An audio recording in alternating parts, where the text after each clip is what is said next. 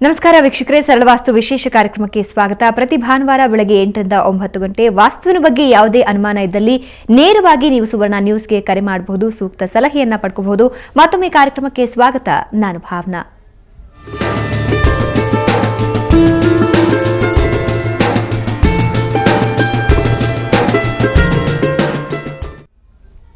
ಪ್ರಕೃತಿಯಲ್ಲಿನ ಪ್ರತಿಯೊಂದು ಅಂಶವೂ ಕೂಡ ಮನುಷ್ಯನ ಜೀವನದ ಜೊತೆ ಅವಿನಾಭಾವ ಸಂಬಂಧ ಹೊಂದಿರುತ್ತೆ.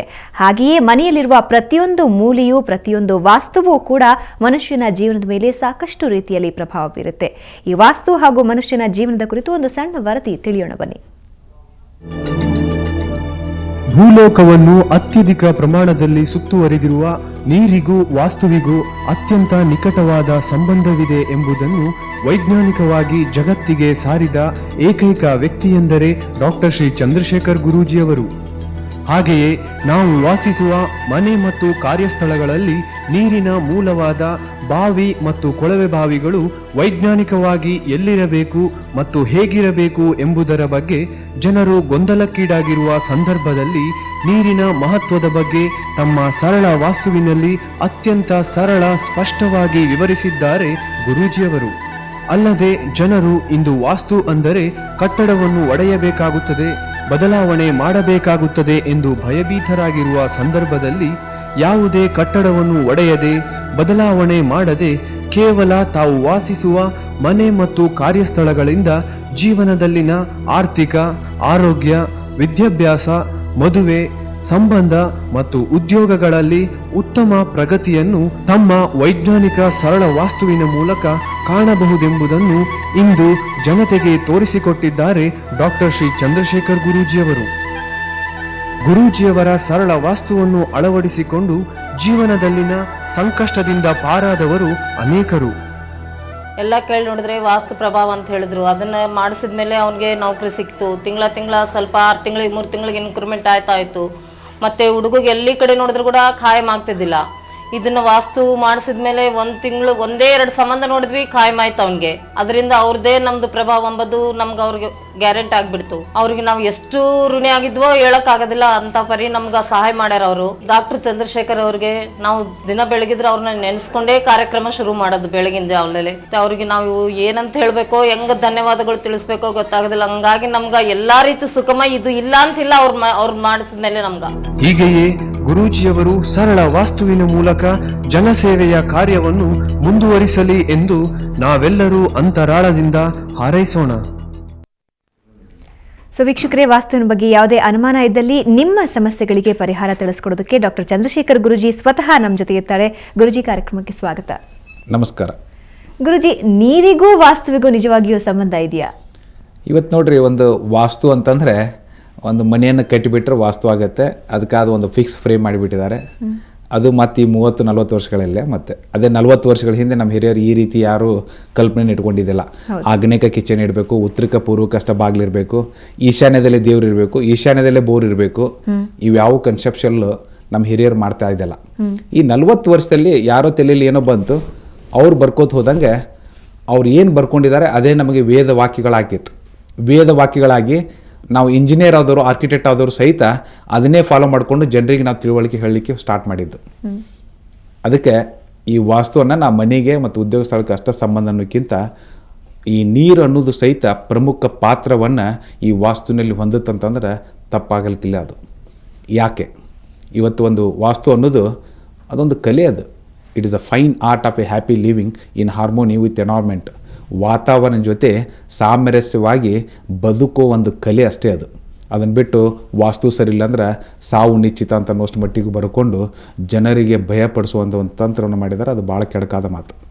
ಇನ್ನು ನೀರು ಯಾಕೆಂದರೆ ಇವತ್ತು ವಾಸ್ತುವಿನಲ್ಲಿ ನಾನೊಂದು ಸರಳ ವಾಸ್ತುವನ್ನು ಏನು ಆವಿಷ್ಕರಿಸಿದ್ದೀನೋ, ಧನಾತ್ಮಕ ಶಕ್ತಿ, ಋಣಾತ್ಮಕ ಶಕ್ತಿ, ಆ ಎನರ್ಜಿ ಮೇಲೆ ಅದು ಒಂದು ಹರಡುವಿಕೆ ಮೇಲೆ ಈ ವಾಸ್ತು ನಿಂತಿದೆ ಅಂತಿಕೊಂಡು, ಕಲೆ ನಿಂತಿದೆ ಅಂತ.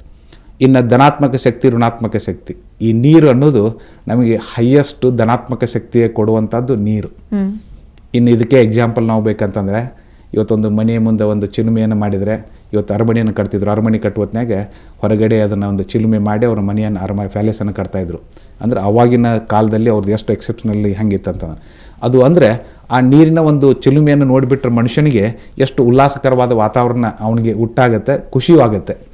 ಇದಕ್ಕೆ ಒಂದು ಮೈಸೂರದಲ್ಲಿ ಇವತ್ತಿಗಾದರೂ ಪಾಳೆ ಹಚ್ಚಿ ನೋಡ್ತಾರೆ, ಏನು ಮೈಸೂರು ಬೃಂದಾವನದಲ್ಲಿ ಆ ಲೈಟಿಂಗ್ ಅದು ಇದನ್ನು ಮಾಡಿಬಿಟ್ಟಂದು ಆ ಒಂದು ಅರ್ಧ ಗಂಟೆಯಲ್ಲಿ ಹೋಗಿ ಹೊರಗೆ ಬಂದರೆ ಆ ಮನುಷ್ಯನಲ್ಲಿ ಒಂದು ಫೀಲಿಂಗ್ಸ್ ಬೇರೆ ಇರುತ್ತೆ.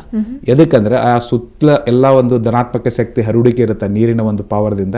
ಆ ಧನಾತ್ಮಕ ಶಕ್ತಿ ನಾವು ತೆಗೆದುಕೊಳ್ತೀವಿ, ನಮ್ಮಲ್ಲಿರುವಂಥ ಚಕ್ರಗಳು ಚಾರ್ಜ್ ಆಗಿ ನಮ್ಗೆ ಗೊತ್ತಾಗಂತ ನಾವು ಚಾರ್ಜ್ ಆಗಿರ್ತೀವಿ, ಖುಷಿ ವಾತಾವರಣ ಉಂಟಾಗುತ್ತೆ.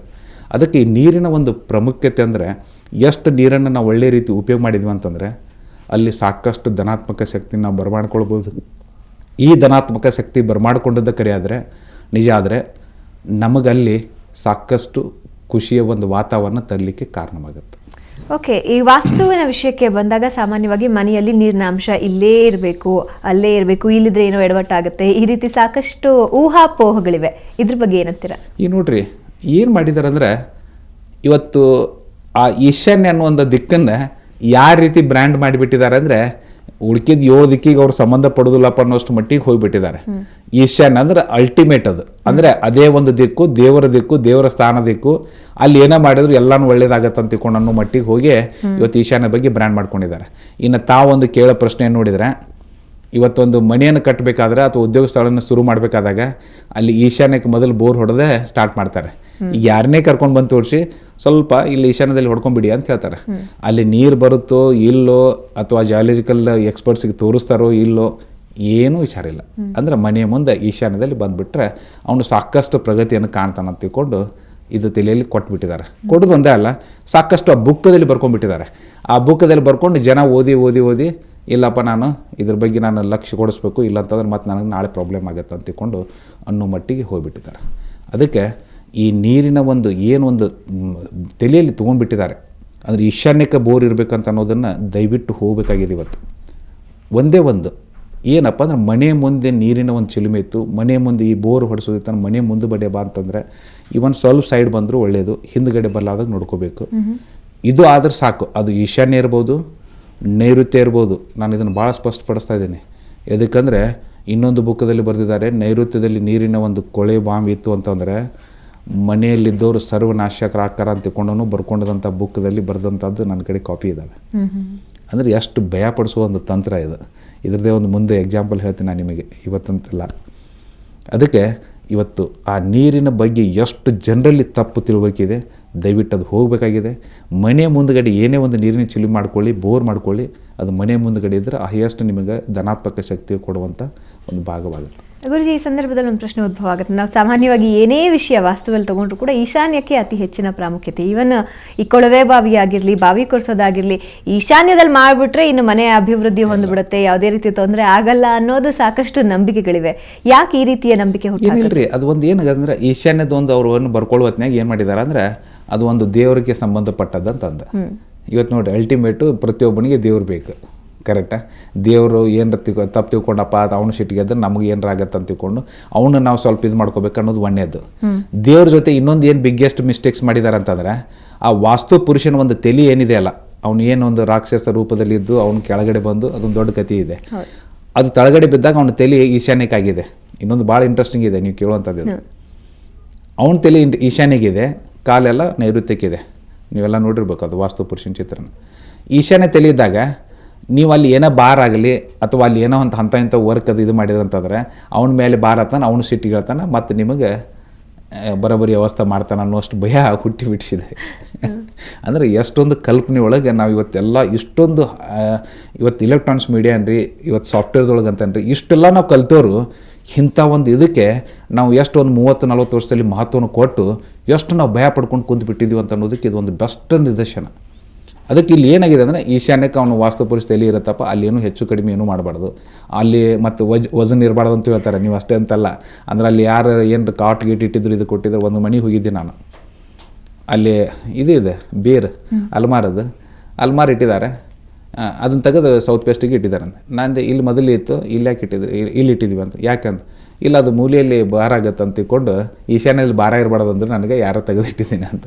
ಅಂದರೆ ಆ ವೇಟ್ ಎಷ್ಟು ಅದ್ರದ್ದು ಅಲ್ಮಾರದ ವೇಟ್ ಎಷ್ಟಾಗತ್ತೆ, ಅಥವಾ ಅಲ್ಲಿ ಇತ್ತಂತಂದ್ರೆ ಅಂದರೆ ಮನುಷ್ಯನಿಗೆ ಆ ಕಲ್ಪನೆ ಕೊಟ್ಬಿಟ್ಟಿದಾರಲ್ಲ, ಭಯಪಡಿಸೋ ತಂತ್ರ ಮಾಡಿದ್ದಾರೆ. ಅವ್ರು ಭಯಪಟ್ಟು ಬೇಡಪ್ಪ ಅದಕ್ಕೆ ಯಾಕೆ ರಿಸ್ಕ್ ತೊಗೋಬೇಕು, ಅವ್ರು ಹೇಳ್ತಾರೆ ಕೇಳು ನನ್ನ ಅಷ್ಟು ಮಟ್ಟಿಗೆ ಜನ ಹೋಗ್ಬಿಟ್ಟಿದ್ದಾರೆ ಇವತ್ತು.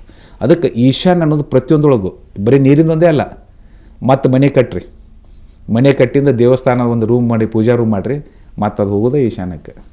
ಅಂದರೆ ದೇವ್ರದ್ದು ಕೋಣೆ ಅಲ್ಲಿ ಇರಬೇಕಪ್ಪ ಈಶಾನ್ಯಕ್ಕೆ. ಅದಕ್ಕೆ ನಾನು 1600 ಉಪನ್ಯಾಸನ ತೆಗೆದುಕೊಂಡ್ರೆ ಫಸ್ಟ್ ಕ್ವಶನ್ ಕೇಳ್ತೇವೆ, ದೇವ್ರು ಎಲ್ಲಿ ಅದಾನ ಅಂದ್ರೆ ಎಲ್ಲರೂ ಹೇಳ್ತಿದ್ರು ಎಲ್ಲ ಕಡೆ ಅದಾನ. ಮತ್ತು ನಮ್ಮ ಮನೆ ಕಟ್ಟು ಒಳಗೆ ಹೋದ್ಕೊಳ್ಳಿ ಅಂತ ಕೇಳಿದ್ಕೊಳ್ಳಿ ಅವರು ಈಶಾನ್ಯ. ಮತ್ತು ಇನ್ನೇ 1 ಮಿನಿಟ್ ಮೊದಲ ನೀವು ಏನು ಹೇಳಿದ್ರಿ, ಎಲ್ಲ ಕಡೆ ಅದಾನ ಅಂತ ಹೇಳಿದ್ರಿ. ಈಗ ಅದು ವರ್ಡ್ ಚೇಂಜ್ ಆಯಿತು. ಯಾಕಂದರೆ ಹಂಗಂದ್ರೆ ತಲೆಯಲ್ಲಿ ಅದು ಕೊಟ್ಬಿಟ್ಟಿದ್ದಾರೆ. ಈಶಾನ್ಯ ಅನ್ನೋ ಮಾತಂದ್ರೆ ದೇವ್ರ ಕೋಣೆ ಕಟ್ಬೇಕು, ಈಶಾನ್ಯ ಕಟ್ಬೇಕು. ಅದಕ್ಕೆ ದಯವಿಟ್ಟು ಈಶಾನ್ಯದಲ್ಲಿ ದೇವ್ರ ಕೋಣೆ ಇರಬೇಕಾಗಿಲ್ಲ, ಈಶಾನ್ಯದಲ್ಲಿ ಬೋರ್ ಇರಬೇಕಾಗಿಲ್ಲ. ಅದಕ್ಕಾದ ಒಂದು ವೈಜ್ಞಾನಿಕ ಹಿನ್ನೆಲೆ ಅದಾವೆ. ಆ ಹಿನ್ನೆಲೆ ಪ್ರಕಾರ ಅಲ್ಲಿ ಕರೆಕ್ಟ್ ಬೋರ್ ಬಂತು ಅಂದರೆ ನಾವು ಭಾಳ ಸೇಫ್ ಆಗಿರಲಿಕ್ಕೆ ಸಾಧ್ಯ ಐತಿ. ಅದನ್ನು ಬಿಟ್ಟು ಸುಮ್ಮನೆ ಈಶಾನ್ಯ ಅನ್ನೋದೇ ಹೈಲೈಟ್ ಮಾಡಿ ಇನ್ನು 7 ದಿಕ್ಕುಗಳನ್ನು ಮರೆತು ಬಿಟ್ಟಾರಂದರೆ ತಪ್ಪಾಗಲಿಕ್ಕಿಲ್ಲ. ಓಕೆ, ನಿಮ್ಮ ಜೊತೆ ಇನ್ನಷ್ಟು ಮಾತಾಡ್ತೀನಿ. ಸೊ ವೀಕ್ಷಕರೇ, ನೀವು ಕೂಡ ಕರೆ ಮಾಡಬಹುದು. ವಾಸ್ತುವಿನ ಬಗ್ಗೆ ಯಾವುದೇ ಅನುಮಾನ ಇದ್ದಲ್ಲಿ ಗುರುಜಿ ಜೊತೆ ಸಲಹೆಯನ್ನು ಪಡ್ಕೋಬಹುದು. ಅಲ್ಲದೆ ಸರಳ ವಾಸ್ತುವಿನ ಸೇವೆಯನ್ನು ನೀವು ಪಡ್ಕೋಬೇಕಾದ್ರೆ ನಂಬರ್ ನೋಟ್ ಮಾಡ್ಕೊಳ್ಳಿ, 9448286755 ಅಥವಾ 756. ವೆಬ್ಸೈಟ್ ಮೂಲಕ ಕೂಡ ಸಾಕಷ್ಟು ಮಾಹಿತಿಯನ್ನು ನೀವು ಪಡ್ಕೋಬಹುದು, www.saralvastu.com. ಇಲ್ಲಿಗೆ ಹೋದರೆ ನಿಮ್ಮ ಜನ್ಮ ದಿನಾಂಕಕ್ಕೆ ಸೂಕ್ತವಾದಂತಹ ದಿಕ್ಕನ್ನು ನಿಮಗೆ ತಿಳಿಸಲಾಗುತ್ತೆ. ಈಗ ಒಂದು ಸಣ್ಣ ವಿರಾಮ, ನಂತರ ಸರಳ ವಾಸ್ತು ಮುಂದುವರಿಯುತ್ತೆ.